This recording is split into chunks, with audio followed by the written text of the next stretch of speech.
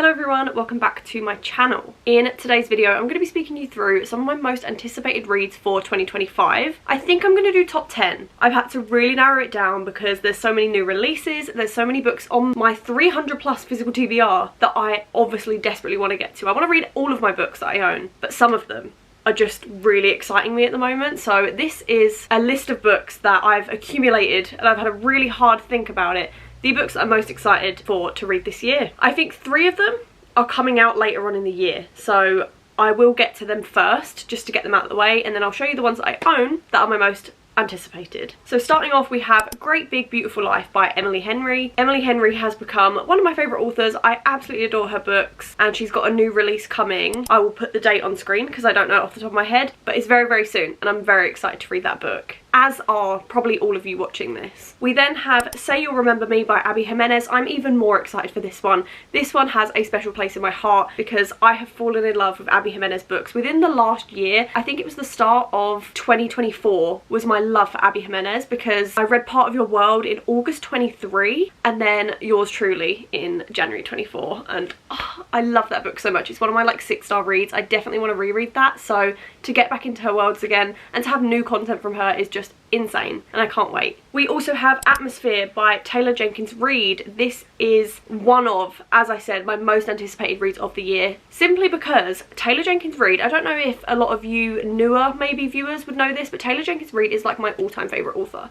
The only reason I don't speak about her as much on my channel anymore is because she hasn't really released new content since 2023. I haven't had any book from her since Carrie Soto, and I'm itching for another one. Like, I need it immediately. I recently reread The 7 Husbands of Evelyn Hugo, which still stands as my all-time favourite book by her. Like, it's insanely good. Another 6-star read, and my first ever reread, like full, proper, actual immersed reread, and it has now started my reread era. I've already started rereading my other favourites from like 2022, so I'm so excited for Atmosphere. I'm not even sure what it's even about. However, just the thought of having a Taylor Jenkins Reid book in my hands again just fuels me. It fills me with pure joy. But I think those are the ones that are not released yet that are coming out. I also want to read like Wild Side by Elsie Silver and stuff like that, but they're not like my most anticipated reads. But there's a lot of new releases coming out over the next like year or so that I want to speak about in a separate video because there's just so many. However, we have a TBR cut here. I have filmed my January TBR literally like an hour ago, not even, so you would have seen this setup already over on this channel. However, I do want to go a little bit more in depth about the actual books and about some of the other books that didn't make my January TBR but are still my most anticipated. So, just threw my phone on the floor. First of all, we have Crown of Midnight.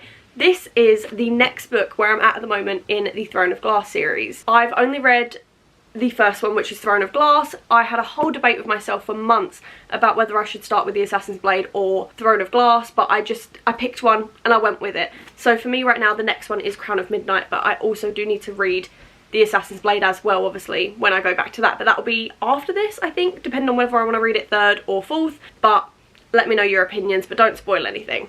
But this is definitely most anticipated. One of my goals this year is to get back into the Throne of Glass series and hopefully complete the whole thing. If not, get like halfway through. I want to do the tandem read this year. It is a very good goal of mine. I also have Addicted for Now. This is another one in the Addicted series that I'm dying to get to. This has been on my monthly TBRs, I think since like September, maybe October time. And I think I started it, I think I got like 30 pages in and then decided that I just wasn't in the mood for it right now, and it's just one of them books where it's in one of my favourite series, so I desperately want to get to this when I'm in the mood for it, otherwise I won't enjoy it as much. So this is definitely one that I'm dying to get to, but need to be in the right mood because it's quite a frustrating series to read. But yeah, I love it so much and I'm so excited. I also have Credence by Penelope Douglas. If you watch my January TBR video, you're probably thinking, Ella, why do you want to read Credence?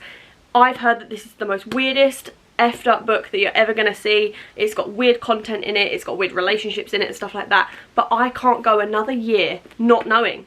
I've heard so many people talk about this book. Some people love it, but some people hate it, and I think I just need to know where I stand. So I'm going to read Credence, and I'm really excited to see like what's inside this book and how weird that it is. I also have The Nightingale by Kristen Hanna.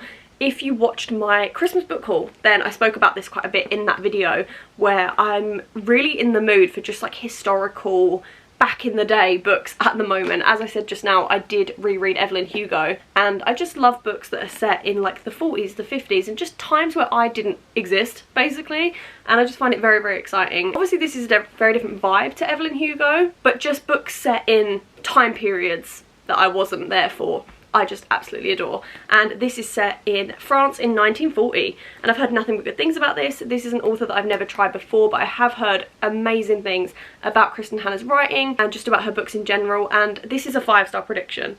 I've heard that I don't think I've ever seen anyone rate a Kristen Hanna book under 4-star. So I'm excited. This is definitely one of my most anticipated at the moment. I have One-on-One by Jamie Harrow. This is one, actually, that wasn't on this list until yesterday.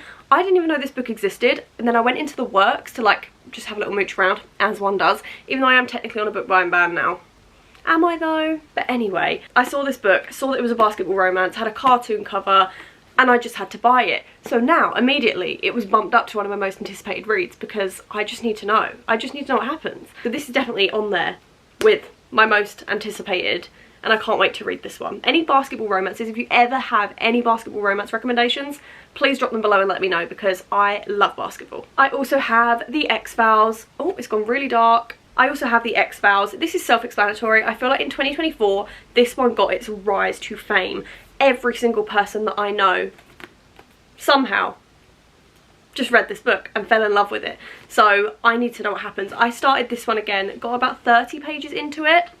Wasn't in the mood for it at the time because I was in the mood for more like a thriller or something like that. So I think now is my time. This is the perfect off season. It's not summer, it's not winter. Well, it is, but you know what I mean. It's not like Christmas or autumn. So I feel like it's probably like the perfect time to reread this book. So it will be read very, very soon, and it's on my January TBR. So amazing. Now, the last one that was on my actual list, it's not on the physical TBR cart, simply because I was going to put it on my TBR cart for my most anticipated reads, but I've only just finished the book before it in the series and I need a break, so I didn't want to put it on the TBR cart just yet. But that is Taming 7 by Chloe Walsh. I am so Boys of Tommen obsessed at the moment. It is probably my favourite series at this very moment. I, as you know, love the Magnolia Park series. It's one of my all-time favourite series in the world. It's up here for me. However, Boys of Tommen is literally going ding ding ding ding ding ding, and it's like on par as my favourite series at the moment, and I don't know which one takes the cake. I don't know which one is like my most anticipated read, and I'm like, I need to seriously figure that one out because I feel bad for Magnolia Park if I leave it,